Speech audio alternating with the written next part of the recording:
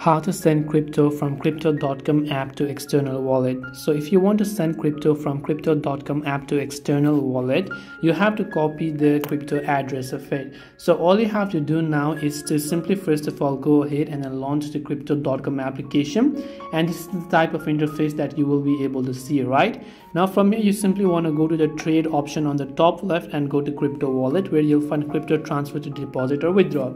Since we're trying to send crypto, we will simply select the option called withdraw from the bottom right of the screen, and all we have to do is simply select the withdraw and select external wallet over here. Once done, you simply have to copy the wallet address and then paste the wallet address of the wallet that you're trying to send it to, and just like that you should be able to go ahead and then withdraw crypto from crypto.com to external wallet.